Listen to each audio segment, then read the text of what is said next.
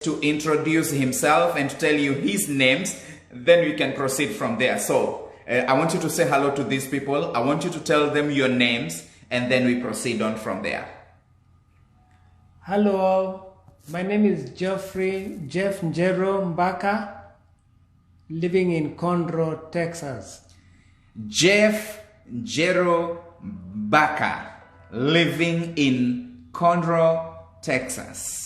Isn't that beautiful?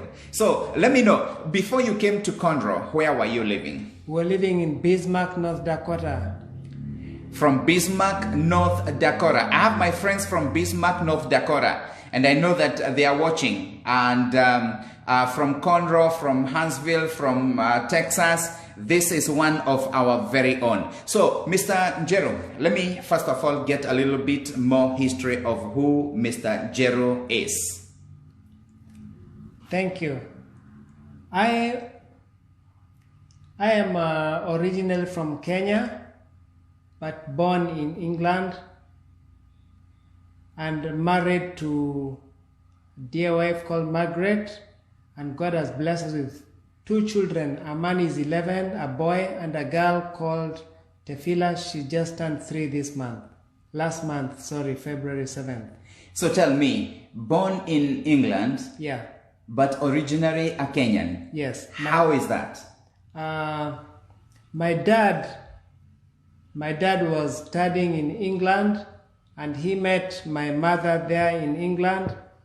She was from Uganda, and that's why I got conceived in England, and she gave birth to me there. But unfortunately, I did not get to meet her because she died before I met her. She died when I was a small kid. Now that is very... now, let's get this clear. So, Mr. Jeff Njeru is born by a Kenyan father and a Ugandan mother, but he was conceived and born in England. Yeah. That's powerful. Sheffield, England. My dad was studying in Sheffield University in the 60s. And that's why I was born in the 70s. He was doing... He got, if I give a little history, he was a top student in Kenya, got a scholarship by the Kenya government to Makerere University in Uganda. That's in the 60s. Mm-hmm. And then from there, because he was a top student, he got another scholarship to Sheffield University, and he went to do science in Sheffield. And while he was there, he met my mom, and that's why I was conceived. The interesting thing is that she was working in the library. She was a librarian, and my dad was a bookworm. So you can imagine he was spending a lot of time in the library, and he met her, and one thing led to another, and here I am. That is very good. That is very good. So you told me that your mom passed on when you were young. Yeah. Tell me about that. Now that is just another story altogether, because my dad, when he graduated from Sheffield, he returned to Kenya, Nairobi, Kenya, and met a lady who he married. That is my stepmother, mm-hmm. Mary, a Kenyan. And with Mary, they got children, 2 boys, 2 girls, who are my half brothers, half sisters. They are all in Kenya right now. Yeah. And then my mom, biological mother, was Ugandan. She was called Philomena. Mm-hmm. She also left England and went back to Kenya because she had a small baby and she wanted support for the baby. Okay. So she traced her roots. You know, those in the 70s. Everything was word of mouth. So she traced my dad's home in Kenya, in Meru. And that's where she went, and she was able to ask where Mr. Mbaka's home was, and she was led to my dad's mother, who is my grandmother. Mm-hmm. And she went with me, a small baby, and said, "This is Isaac's child." And there was a fight for me between my biological mother and my grandmother, because both wanted to keep me, but my grandmother won the fight to keep me physically. Now, How old were you then? I was a toddler, and so because my grandmother won the battle, that battle for me was in Meru. So when she won the battle to keep, she had home ground advantage. So when she won the battle to keep me. That's interesting. Yeah, when she won the battle to keep me, my biological mother was very embarrassed, so she left. She left Meru and went. She was a Ugandan. She also was a very brilliant person. She left Meru and went and found a job. The East African community was active that time, and they were employing graduates. Okay. So she got a job somewhere in Ukambani, Machakos. She got a job as a teacher there, and then when she was there in Ukambani, she met another man, a Meru man, who was known to my father, and she conceived with him and gave birth to 2 girls. She loved Meru people. Yeah, so when she was there, when she was in Ukambani, she gave birth to 2 girls. 2 girls. She told them that you guys have a brother called Geoffrey. When you grow up, look for him. So these were small girls, and they knew that they have a brother called Geoffrey, but they didn't know what really was going on. And then, unfortunately, when she was moving on day by day, she also conceived with that man, and when she was giving birth, she died, and the babies that she gave birth to were also stillborn children. So that's the story I have. So how was your relationship with your dad? I came to learn that your dad passed on the other day. So tell us about that. Now, Kenya and many African societies are. My dad was very touchy on that issue of my mother, and somehow these things you cannot hide, because he married a Kenyan called Mary, and they told me that is my mother, my biological mother, but that wasn't true. So when I learned that this was not my real mother, and I kept asking, Dad, tell me about my mom. I was a small boy, and he told me never to ask about my mother.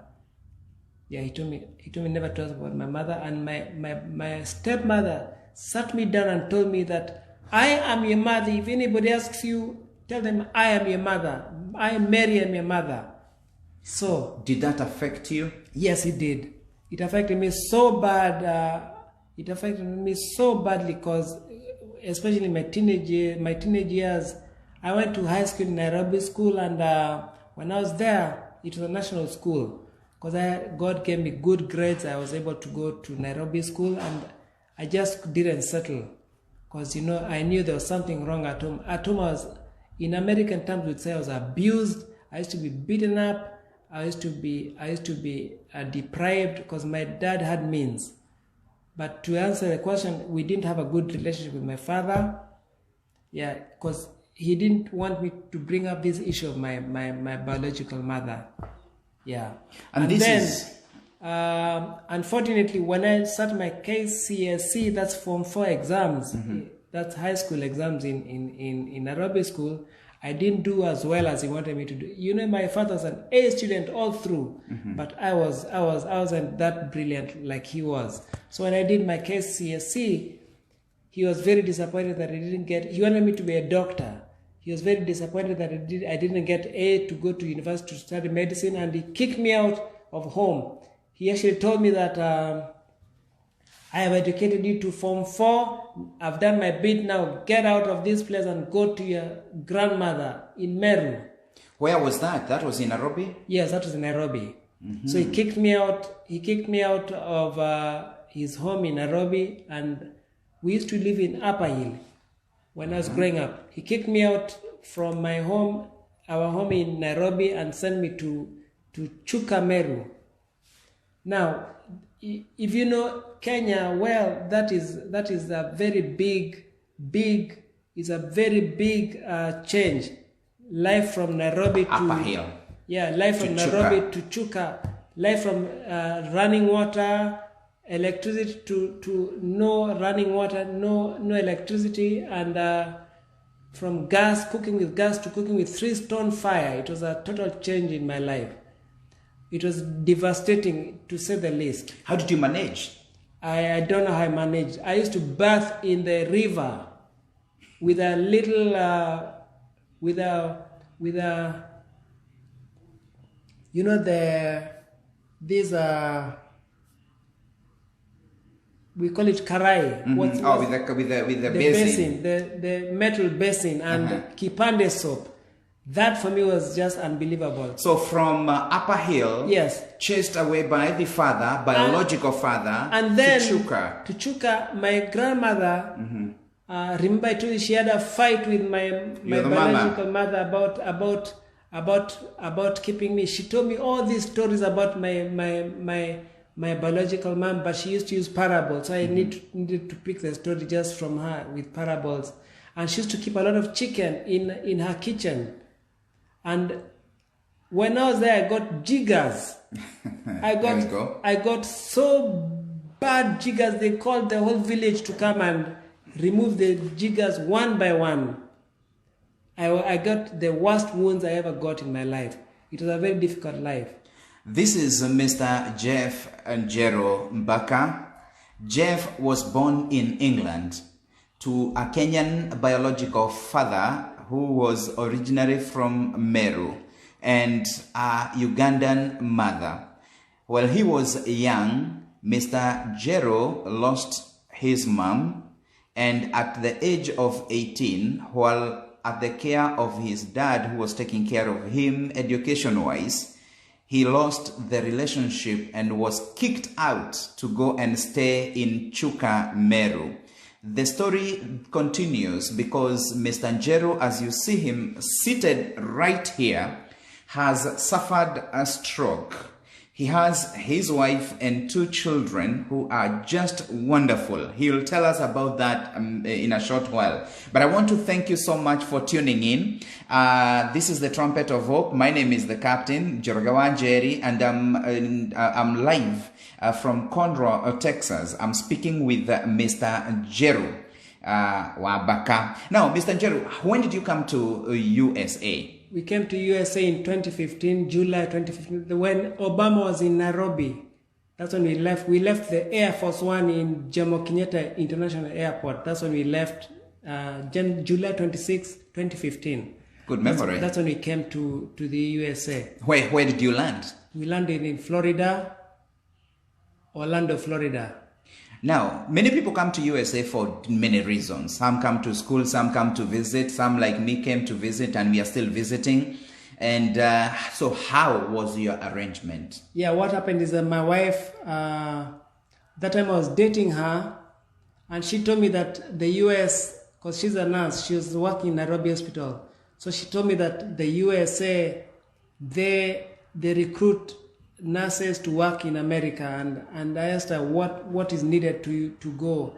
I told her I'm going to support her. So she told me what was needed, and there was a website where we were meant to tune into, which we did, and I did it as though I was the one who was coming as a nurse. I followed up, I got all the information she needed, and I paid for all that I could for her to get everything that was needed. And so she came here as a foreign trained nurse, and then interestingly, they gave you green card. The nurses, they give them the green card, and they paid her air ticket. They pay her air ticket and her stay in Florida in the hostel as she did orientation. That is beautiful. For those people who don't know, you are a nurse, you are there in Kenya or in any other place, or you have a relative. There's that program that really takes care of those nurses who are skilled enough and they can come up here and work wherever they want to work, and they are in a program that is very special. It has taken care of so many, and many people have been able to come and work as nurses who have been maybe working in those hospitals back in Kenya. So Mr. Jeff, tell me about you, the fact that you came here whole, strong, healthy. What happened to an extent now you have stroke? Where did the whole story begin? What happened is, first of all, you need to know that when we left Kenya, when I came here, when I was in Kenya, I I was a part-time lecturer in a Bible college because I love the Lord as my Savior. Amen. And I always wanted to do further study. I told you that my father was very brilliant. He told us about education. He valued education highly. And your mom, biological mom, was a librarian. That Yes. means she was also a books person. Yeah. Good. So when we left Kenya, I already had applied for further studies in America, and I had applied for a course in Portland, a school in Portland, a seminary in Portland, Oregon is where I applied for further studies. So when I landed in Florida, I received my invitation letter where they're saying that I'm accepted to do my further studies at a doctorate level in missions. Very good. Yeah, so when I came here, I was I was whole energetic, very motivated. And educated too. And to pursue missions, or in theological words is missiology. Although the course was changed to intercultural studies, so I was very passionate about that. Did you ever pursue it? Yes, I did. In fact, in my theology, in that class, I was ahead of everybody else, and then I was ahead of the whole class, and my supervisor was very excited about my. I was the first person from Kenya in that seminary. The first person from Africa, Kenya, Africa, in that seminar. They were very excited to have someone come from that part of the world. Anytime that I listen to Jeff, I get very motivated. Every time I listen to his story, I leave this place more encouraged and more motivated. Jeff got a stroke. When and how did it happen? So this was 2017. I was running errands with my daughter. She was just 7 months old. And I was in the bank. I was going to pay fees for my son because he's in a private school in Bismarck. And then I decided, let me just go and withdraw some money to go and deposit in the bank account for my son's fees. It was a private school, a Lutheran school. And so when I was at the bank, I just felt something hit me in the head. I didn't know whether a train hit me or whether it was a gunshot.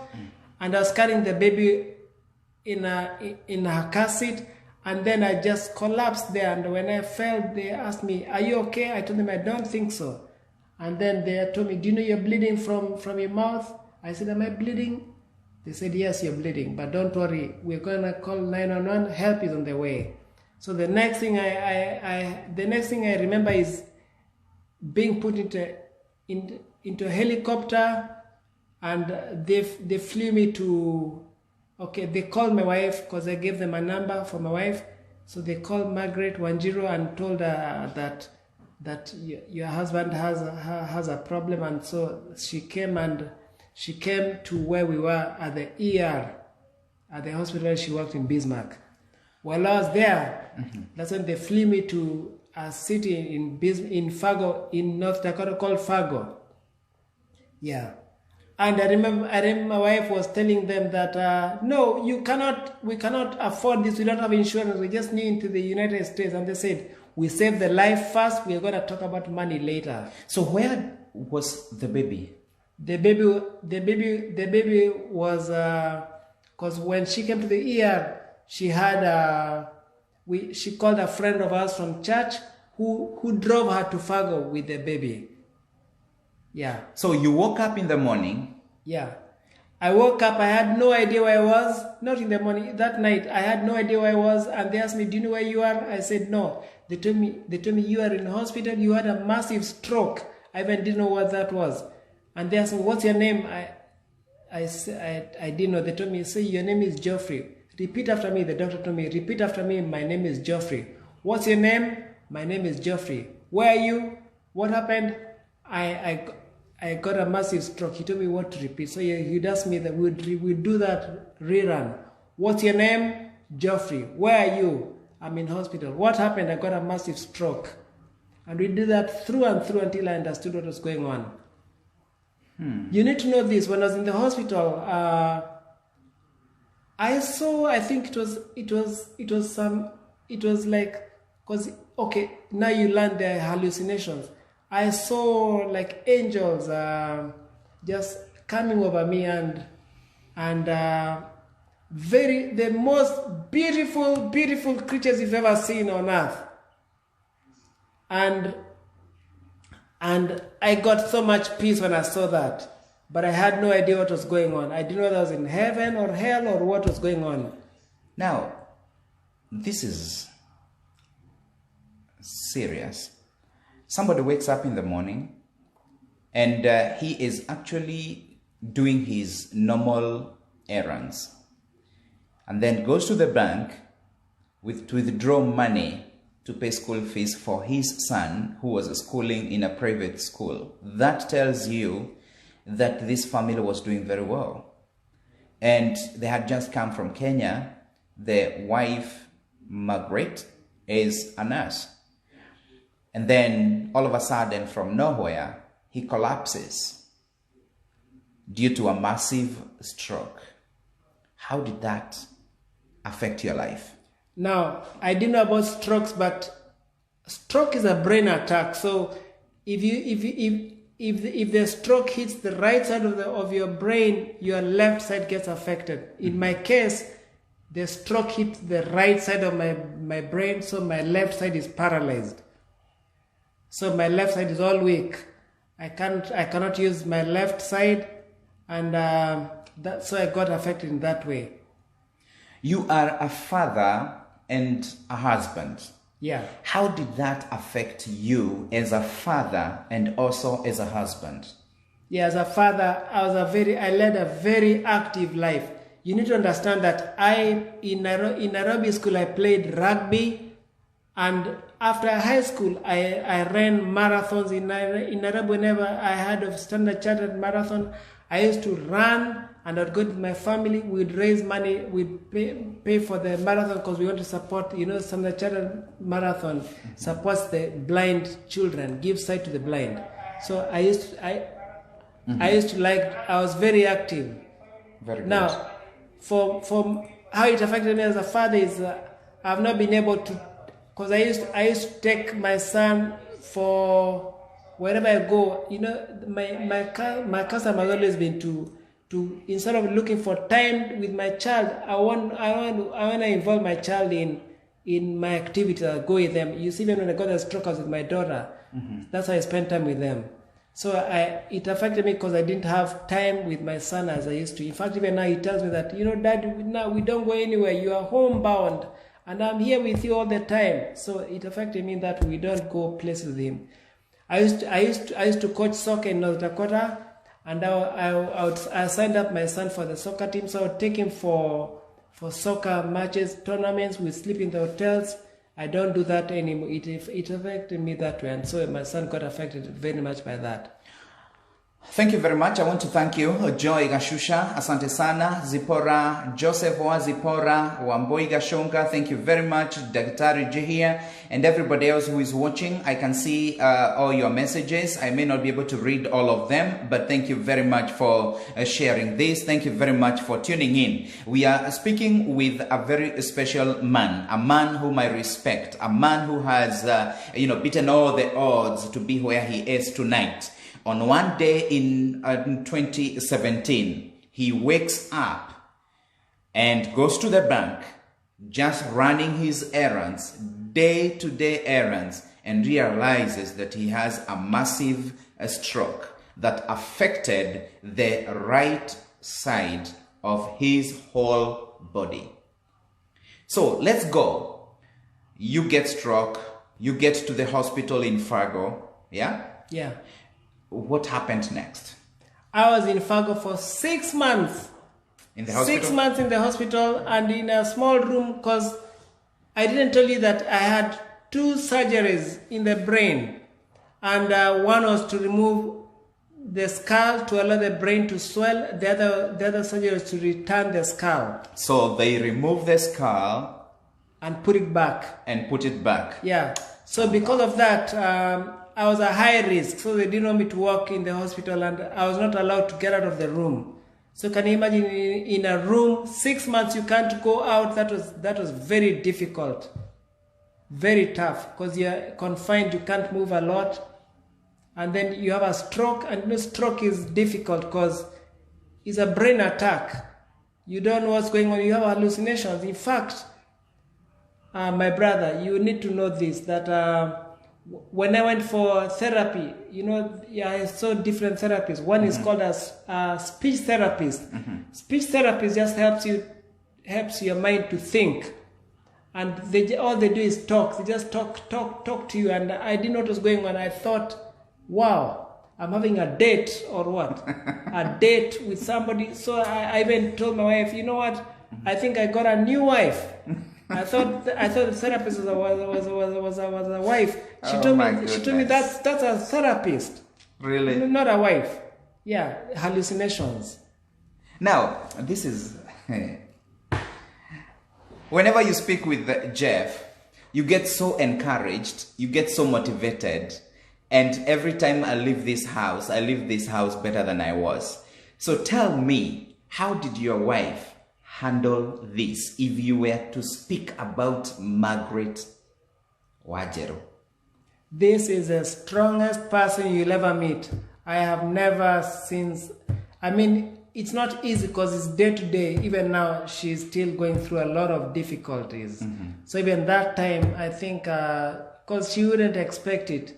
As I told you, I used to run marathons. So she knew, and she's a nurse, she knew that I'm a strong person. She didn't believe that I would get a stroke. Yeah, no one saw it coming, and I was living healthy. I was the kind of person, when we go out eating, they would eat fries. I eat all the healthy food. So I didn't have any health eating risk, So it was difficult for her. I think she was in denial at first, and I hope she's come out of denial stage. She would tell you better. This is interesting. Tell me about the services that she has continued to offer to you as a wife, and also tell me a little bit about Amani. You told me that Amani has even learned how to do therapy too. Yeah. So let's start with the mom. Okay, my wife, unfortunately, she now has to play a key role of self-care, because besides taking care of the kids, she helps me with self-care, things like dressing up. I need help also with getting into the shower. She helps me get in and help me with what I need to do. And the first days were very difficult. The first days, because of I told you there was a risk because of the skull. She'd also want to take me to the bathroom until a time reached, and I told her, no, I can do this by myself. Just trying to be strong. So she used to insist she'll take me to the bathroom, and I would tell her, no, I'll do it. At stages when I told her I'll do it by myself. So it was very difficult, but she still helps me with self-care. Yeah.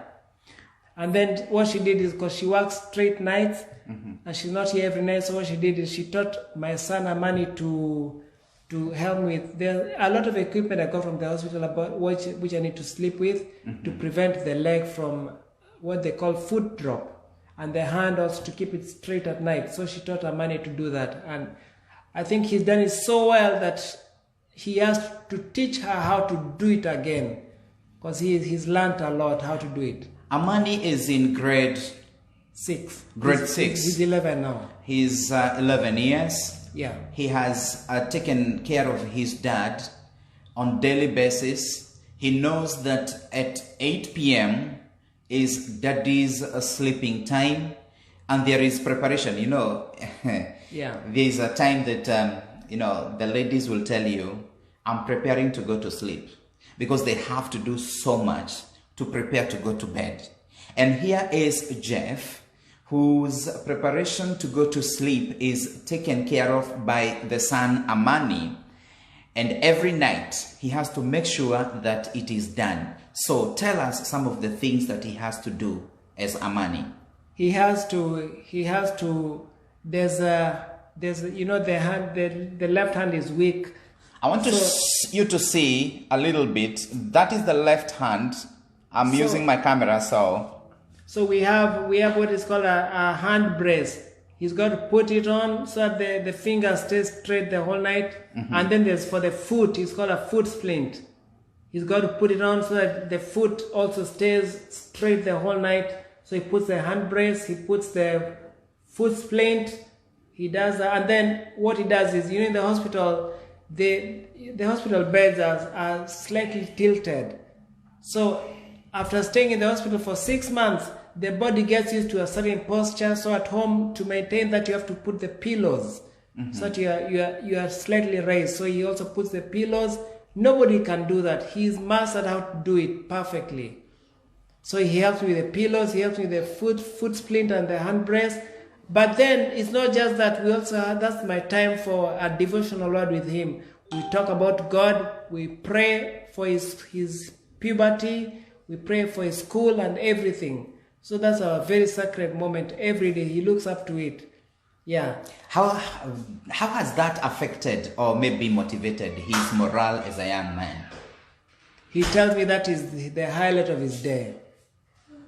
And what has also surprised me, there's a day when 2 a.m. in the morning, he just came into the bedroom and he told me, Daddy was just coming to check and see if you're okay. And I told him, Amani, don't you ever worry about me. If I'm in trouble, I'll call you. Don't just sleep. So he just comes to check on me. Wow. So, and then I didn't tell you that he has also said that he likes the idea of helping me, and he wants us to even get a bigger house so that we can help more people. This is very good. We are speaking with Jeff Njeru wa Baka, born in England, raised up in different places, Kenya, and did you lived a little bit in England? Yeah. And came here and got stroke in 2017. He is such a strong man. He is such a strong man. Now tell me, what are the challenges that you face right now? And what is maybe the message that you can give to friends and other community members? What is the message that you would like to give them as far as taking care of somebody who has stroke is concerned and the day-to-day things that you people expect? What I'd say is that with stroke recovery, the most important thing is hope. You cannot afford to lose hope. You know, sickness, many times you look at the physical. There's more than physical. It's easier to say that I'm having a stomach ache than say I'm having a heartache, because you can't see the heartache. Stroke patients, the biggest challenge is inside. Is not so much the physical. So you need to know how to motivate your stroke patient or person with disabilities, just to motivate them. Actually, my son Aman he is the biggest inspiration in my life, and I've told him that. He gives me hope to live another day. Very good. So, apart from your son, what is your other inspiration that keeps you going? Yeah, Jesus is my biggest inspiration. And then I have my baby girl, the girl I had a stroke when I was running errands with. She also motivates me a lot, because she wants to run with me. She wants to follow me, and when I'm going up the steps, she wants to block me on the steps so that I can jump over her, but she motivates me a lot. Yeah, she just turned 3 years old. So the kids, and also my wife, of course. Very good. So to the society around here, this is Conroe. Take a moment and visit this wonderful brother. He is called Jeff. So is there anything else that you do? Do you do anything else? You go for therapy? Not yet. I'm not. We moved from Bismarck, North Dakota, so that we can get better therapy in Texas. My wife Googled, you asked what has she done? She Googled to find the best stroke rehab in America and got top 5. Texas is top 5, and got a hospital here in Texas, Memorial Hermann. That's how we moved. She organized that whole trip. I organized a lot of how we moved from Kenya. I did nothing about moving from Bismarck to Conroe. She did all that. So the challenge is, after coming to Conroe, because they said that we need somebody to go with me to the hospital, somebody who they call a coach, who will see my rehab, and then when I come home I can do the exercises, and then the person sees me do the exercises again. But we've not been able to get that. So I'm not doing that. And Rehab is important for stroke recovery.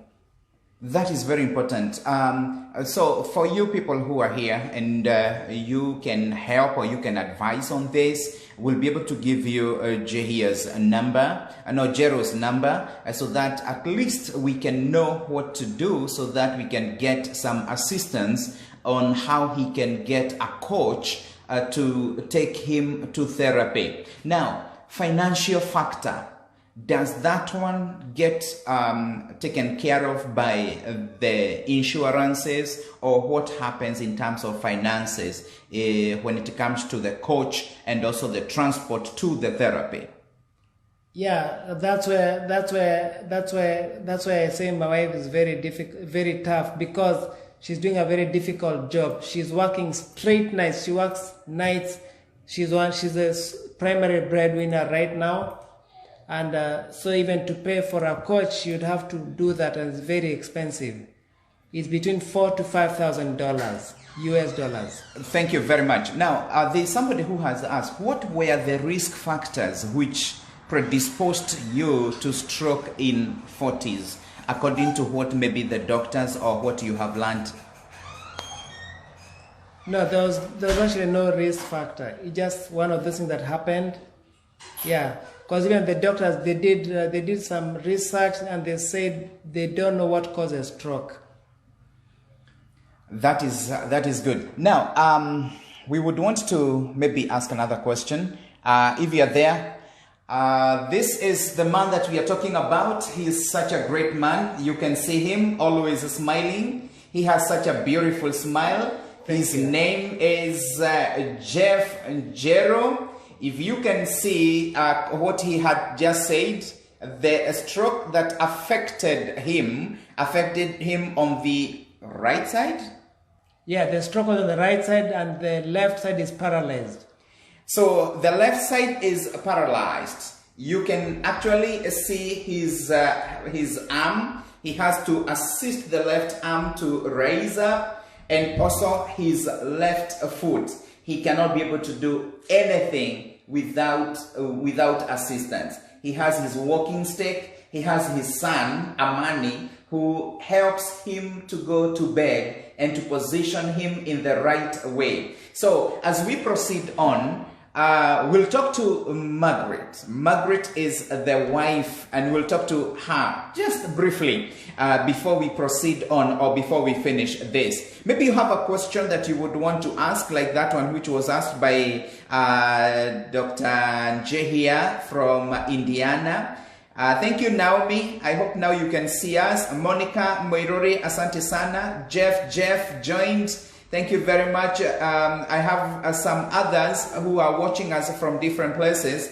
Rachel Mona Omwena watching from Dallas. Thank you very much. So anyway, can you give us your contacts? Somebody would want to talk to you. Maybe somebody wants to send a text message. Somebody would want to maybe communicate with you on private, so that he can, or he or she can maybe get more on how they can assist, or they can help you, or they can join you in the recovery process. Yeah, my phone number is 701-319. Somebody can write it down there, please, for me. 9360.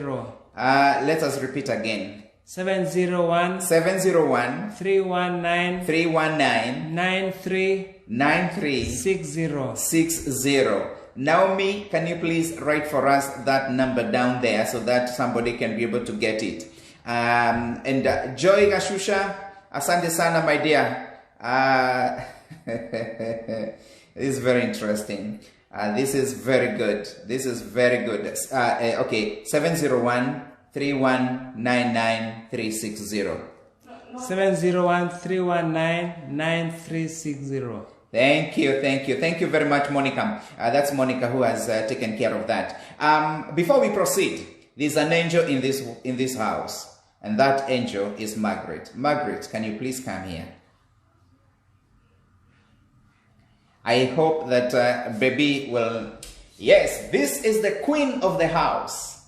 This is the queen of the house. How are you, princess? How are you, queen? How are you doing? Just come closer. I'm fine, thank you. Very good. Tell us, what drives you in the whole of all this? The children. And the only reason I can say I'm standing here is just God. He just keeps me going every day. Come closer. I want you to be seen more than me. What a wonderful couple over here. Yes. So how did you begin? How did it start? The stroke? Mm-hmm.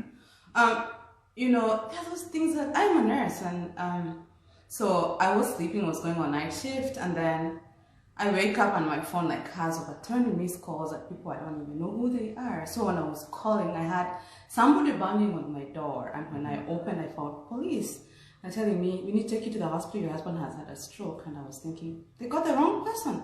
I mean, he's the healthiest person I know. He's never been sick. I'm the one who's unhealthy. I was overweight, and he's very healthy. He eats very healthy. He does not. He's never been sick. Let me put this camera right so that that will not bother me. Don't mind about me at this moment. Yes, I think that's better off. Yeah. So he's never been sick. So when I got to the hospital, of course, it's the same hospital that I used to work in. I got the doctors, and I got really scans, and amazing, he had gotten a very massive stroke, and part of the blood was already getting, for those who are medics, was part of the right side of it was already ischemic, and they couldn't get somebody to remove the clot where it was, so we had to airlift him to a different facility to have that done. But by the time we got there, it was already too late. There was nothing else they could do. Mm-hmm. Now it was just a waiting game. So for me at that time, I'm thinking, we didn't remove the clot, so nothing will get worse than this. Only for the brain to start swelling, and they do scans like every 2 hours. But that time, fortunately, I thank God I was there, so they were forced to do them like every hour, and the brain just kept swelling. And the doctor had to come to the hospital at 5 a.m. and take him to surgery, and told him we have to remove a part of his skull because his brain is gone. It's what, in layman's language, would gone to a vegetable state, which is non-reversible. That's why people say brain dead. But we had a very good church where we used to go to, and the prayers, people prayed, and we thank God he's alive today, just because of God. So when you see him every day, Yeah. what do you think of him, or what do you imagine, or what do you say? I'm a Christian, we are Christians, and one of the verses that the Lord gave us at that time was, this disease was not up to death, it was to glorify his name. And it's been a journey. It's one of the most, people ask me how I live the way I live, I look the way I look. I don't know myself, because I would have spiraled into depression, but it's been difficult. Seeing somebody getting from he's a mostly dependent human being, to totally being dependent on people. It's not easy on me, it's not easy on him, and then just living a life where you are the only person that can run everything, until to the extent that if I get a cold, we just freak out. And my prayer is for him to get back to his feet, to get as independent as he was, and it's being almost impossible at this time. So, how's your day-to-day life? I work night shift, I'm a nurse. She works night shift. And I have to come from work. I'm home around 7 o'clock in the morning, around 7:30 after 12-hour shift.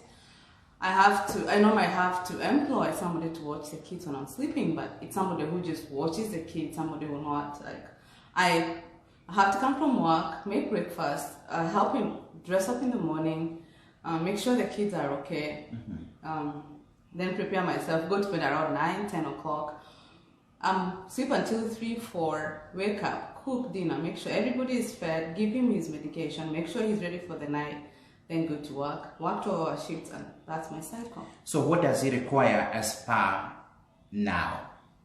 Right now, the emergency thing is for him to go back to therapy.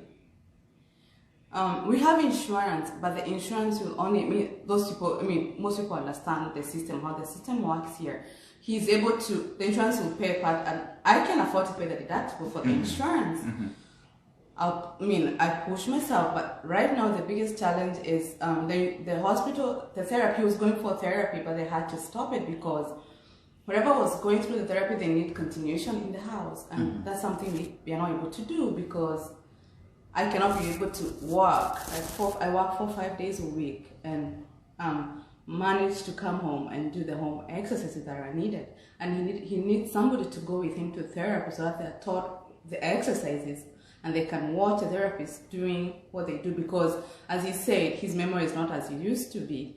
So he needs to go with somebody to therapy, and then the person he goes with is taught the exercises in the home, in the hospital, then comes and has to spend 1 hour at home doing the exercises. So they recommended we need a coach, somebody to take him to the therapy. So we need somebody who need to be with him. He does like 4 or 5 days a week of therapy. So, and every day it's like 1 hour of PT, OT, and let me just say in full, it's physical therapy, occupational therapy. Physical therapy is just to help him with the leg so that he can regain his mobility. The occupational therapy is to help with the hand, and the speech therapy, as you can hear him as he's speaking, he lose some words. It's just to help with cognition. He needs to help because he wants to go back to school, be able to remember have all those memories. So they do like 3 hours, and then the hospital he goes to, they have like a spiritual aspect of their therapy. So that sometimes they have those meetings with chaplains. So he's in the hospital like 4 hours. So we need somebody to go with him, like somebody to be here 5 hours with him, which I can do it. Now, this is important information. We have just given the numbers so that if you are there, Joy and I can see Purity Ateku, Warenga, hi Mami, thank you very much for being here. And any other person who thinks there's a way that we can help Jeff and Margaret so that they can be able to continue with their life. Margaret has done, you know, such a commendable, such a nice job, and we need to support them in whatever way possible so that they can continue, and so that Jeff can proceed on with the therapy, and this will be important. They have 2 children in the house. They are young and they require support. So as just to add, you know, sometimes you don't get these forums as often as you would like, so I just want to throw it out there. We moved, as he said, we moved from North Dakota to here, and just before he got the stroke, we just got our little girl who's just turned 3. That was in 2017. So I've just taken my maternity leave, and all the savings we had just used up all our savings. So we're just trying to recover from me being home. It was only one working. Then I just worked for 1 month in May, then he got a stroke in June, and I didn't work like for 5 months after that. And then after that, I had to look, because the hospital we are in, we live in a very small town. I mean, Bismarck was amazing, but he needed more therapy than they could offer at that hospital. So I just applied to different hospitals. I just looked at the hospital that offer good stroke care to patients, and by the grace of God, I was able to get a hospital here, and they employed me. But the moving, most people have moved from state moving. It's like moving from Kenya to Uganda, moving from a whole different country, and it exhausted. I had to borrow so much money.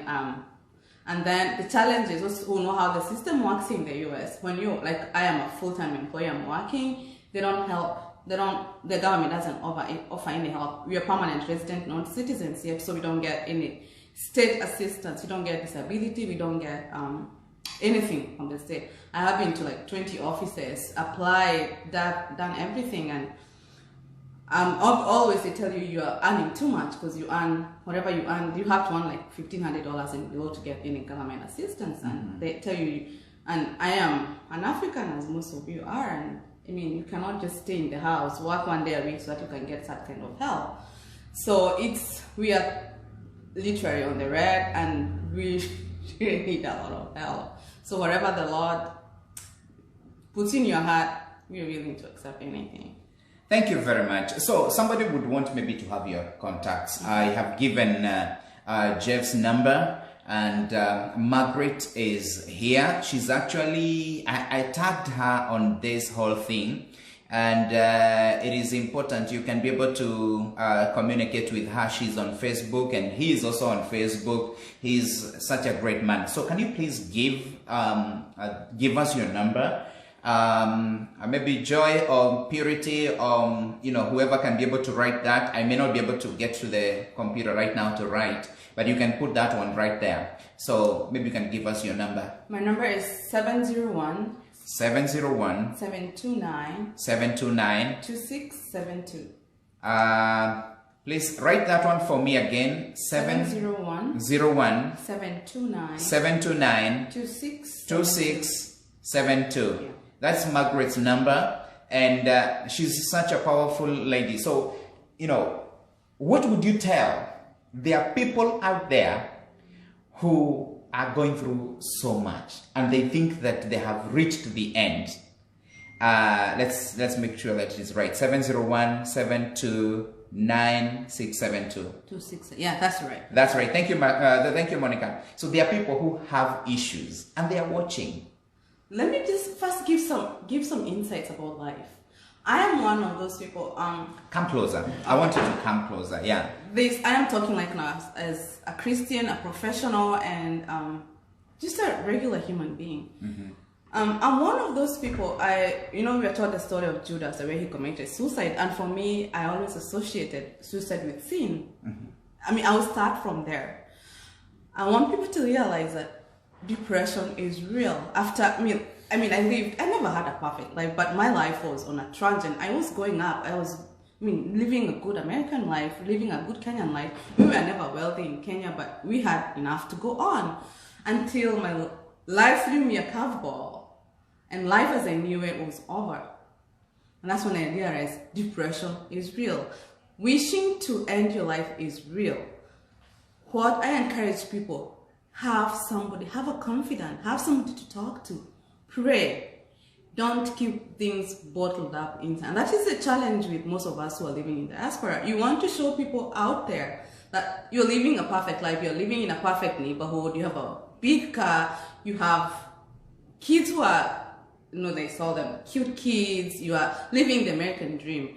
All that you see on social media I was sharing with Captain before, it is fiction, it's not true. Do not be afraid to reach out. Like now, when Captain came, I reached out to a friend of ours, and that's how I was connected to Captain. And I asked for prayers, and they came and they prayed for us. And when I realized who he was, I had never met him.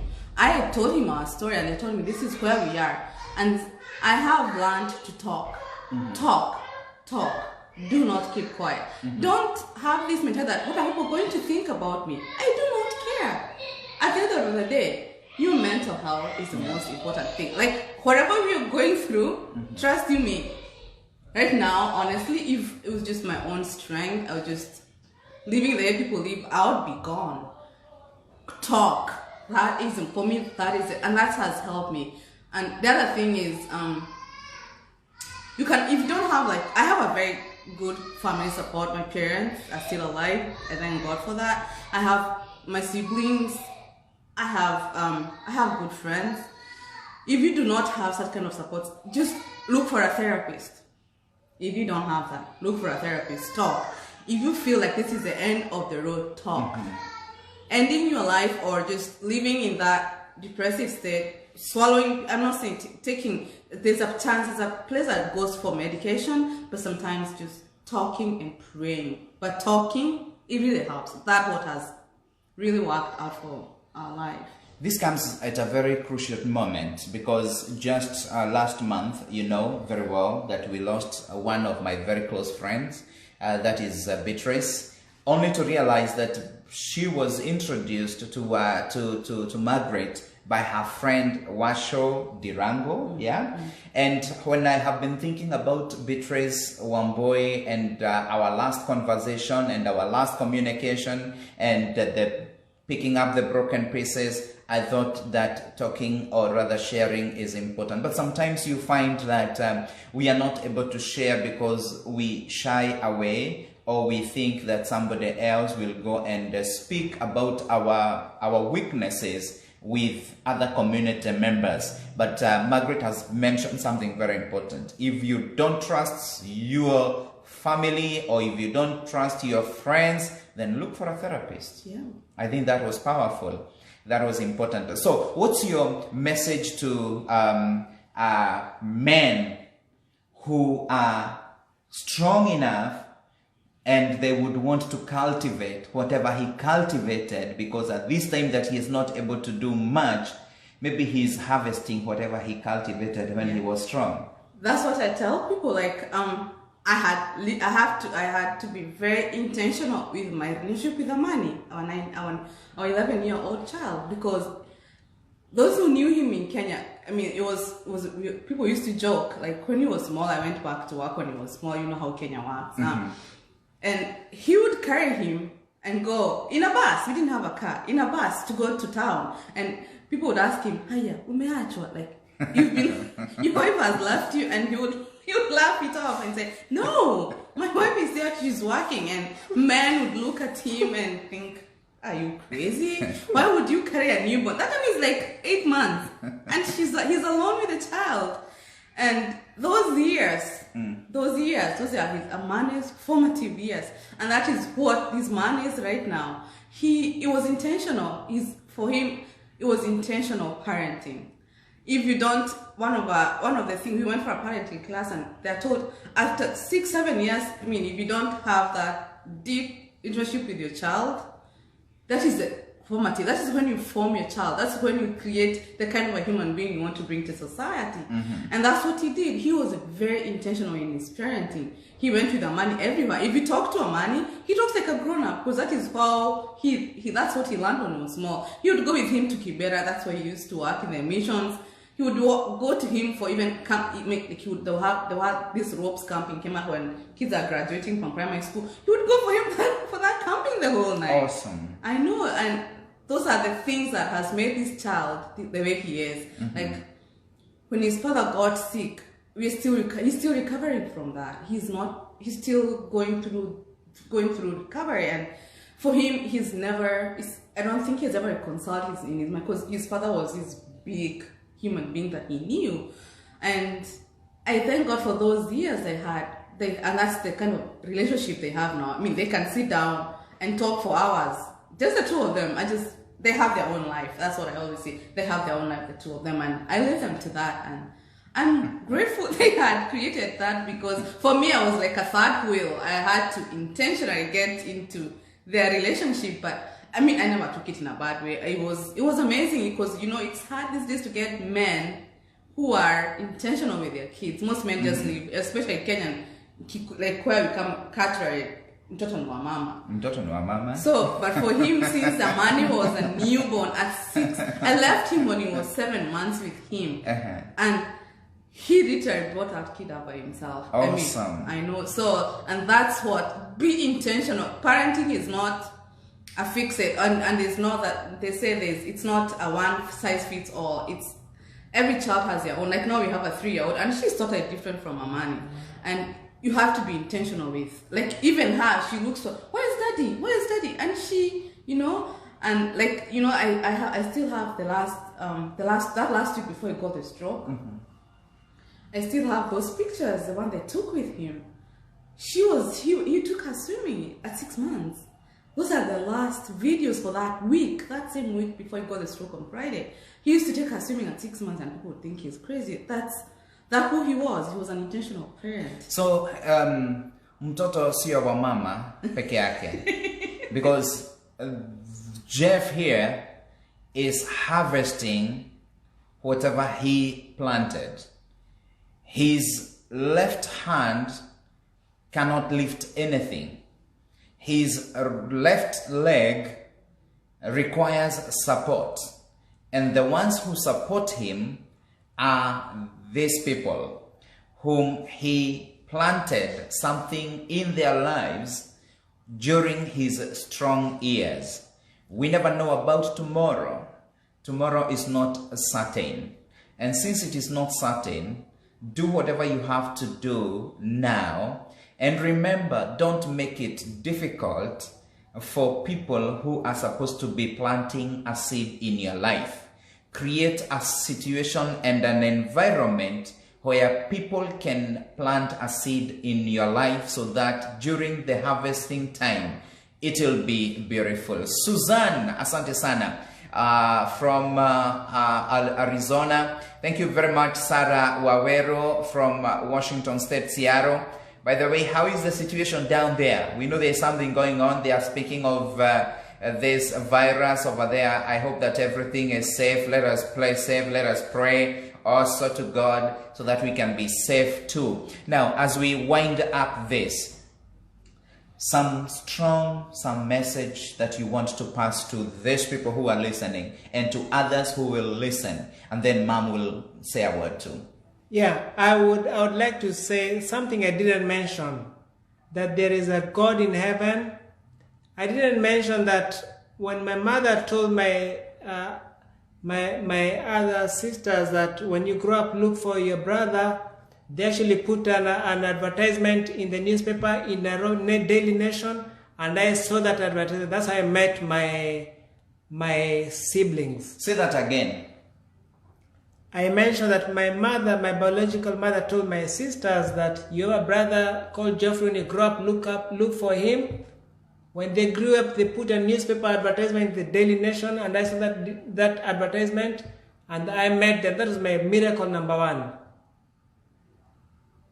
There's something that you mentioned about her while she was not here. You had mentioned that she's the best thing that you ever met. I want you to repeat that now that you're just the two of you. Yeah, I'll just say that she's a very strong lady. God has given Njeru she's Margaret Njeru. God has given her like the Bishop Margaret Njeru. God has given her strength. She's a very strong lady. But when I met her, we used to joke around that she was short, I was tall. Now she's always tall. She's tall inside, I'm the short one. God has given her strength. She's the strongest person that you ever met. If you are to speak to fathers, what would you tell them? I would say that men, especially fathers, the culture is redefining what it means to be a man. But the Bible is what teaches us what a real man is. So let the Bible tell you what a man is, and be what the Bible says. And the most important thing is love your wife. Love your wife, and also be there for your kids. You know, kids, there's a debate, do they need quality time or quantity? If you ask kids, they'll say, we need both, quality and quantity. But I think the same goes for a spouse or your wife also. So men, be there for your children. Be the head of the family. Lead the family to God, because these things of the world, we will leave them here. Awesome. Yeah. Margaret Njeru, they are watching and they are listening. What would you tell the ladies out there, the nurses out there? Just come closer. What do I say? It's this journey, it's not something, it's not a script that you can explain to somebody what to expect. It's a day-to-day thing. One thing I learned to live is, I used to be to plan what you're going to eat. These days I have learned to live one day at a time. Today, God provides for today. He says His grace is sufficient for the day. So that's how I live. I have enough. You pay the bills for today. You have a place to sleep. The landlord has not knocked on my door. My lights are on. I have water running. I have food in the fridge for my kids. That's enough. Don't go borrowing trouble. You know, we're so obsessed with, like these days, everybody, hey, ploti Kenya. No, just live your life. Live your simple life.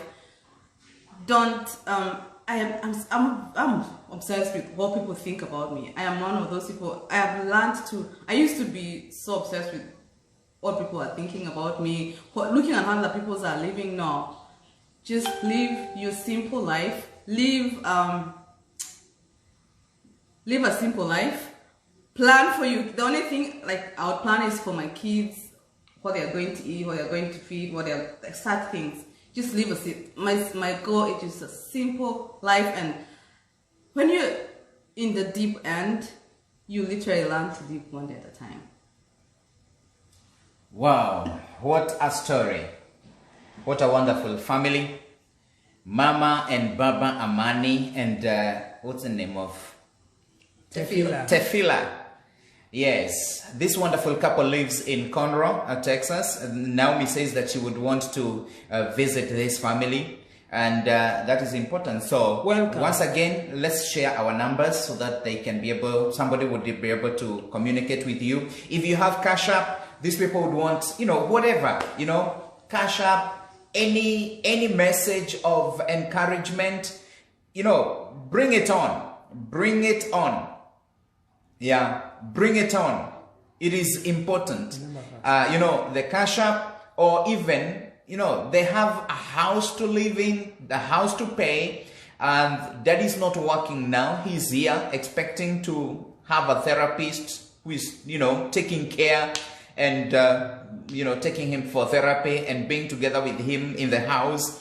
Mom has to go and work. Mama Amani has to go and work so that she can be able to take care of the other bills, the other children, and also to pay the rent, to pay electricity, to pay the, you know, the vehicle that they have to use, you know, all those things. And let me tell you, it's not easy. It's not easy. So wherever you are, thank you very much for listening, and maybe final comments and final contacts. Yeah, final comment that says this, that life is a gift, and that's my first prayer every morning. Life is a gift. Don't take life for granted. When you wake up every day, tell God thank you. Do you know that day when I got the stroke, I had like 6 appointments to go to, but none took place, and life moved on. Life didn't wait for you. People still go with their life. So don't take life for granted. Every day, thank God for every day and live it to the maximum for God. Awesome. Your telephone number once again. Mine is 701-319-9360. Repeat again. 701-319-9360. Awesome. Awesome. Yes. Yeah, and thank you for everyone for taking out your time to go and to listen to us. And as he says, God is faithful. God is faithful. He has seen us through this far. And my phone number is 701-729-2672. And just for clarification purposes, I'm the only one who has Cash App and Zelle. He doesn't have that right now. Awesome. So from myself, this is Captain Njeru, and this is the Trumpet of Hope. I thank you very much for tuning in. I would wish to say thank you very much to all the people who have, you know, said something. The comments, they are wonderful. By the way, I have a request. Make sure that you subscribe to our YouTube channel. That is the Trumpet of Hope YouTube channel. And once you subscribe, it will be good. By yesterday, we had tried. This is new. So this is a new YouTube channel, and we would want to make sure that all our programs are running, you know, 24/7. The Trumpet of Hope. A situation has come whereby people have a lot to share. People have a lot to share. A lot has been shared out there, but still we have problems. We still have challenges, and that is why the Trumpet of Hope is there. We are going to do everything possible to help our society, to help our communities, and I know that there is a sweet story out there. There is a sweet story out there. A story like this one of Jeff, who just woke up one day in 2017, went on with his errands, only to get a massive stroke, and from then to this day he has not been able to work. He has not been able to do what a man is supposed to do or is entitled to do in his house or in his home. We thank God because of his wife, Margaret Njeru, and his children who have done everything possible to make sure that he is comfortable and he is well fed. But as they requested, this family requires our prayers and also ideas on how they can get therapy and how they can get financial assistance as they continue with their life here. So your prayers are important. Your visit is important. Get their numbers, get their address, visit them. Their door is open for you. Visit them. Share whatever you have or whatever you can with them. A message, a text message. He is waiting to read those text messages. Thank you very much. Download our app. Download our app. The Android app is ready. That is Captain RTV. It is ready. Download that. The other app that will be ready is the Apple. It will be ready maybe in the next 1 week. The engineers are working on it. And once it is ready, I'll definitely tell you. Thank you very much. God bless you so much. I wish you the best as we wind up this broadcast. And this is the Jeff that we were talking to. He is there. Wonderful, wonderful, wonderful, wonderful. A wonderful and a beautiful smile. A wonderful and a beautiful smile. Would you tell them bye? Bye. And please pray for me, because I hope to give back to other stroke survivors and people living with disabilities. Thank you, and God bless you. God bless Kenya. God bless America. Awesome, awesome, awesome. Thank you. Share with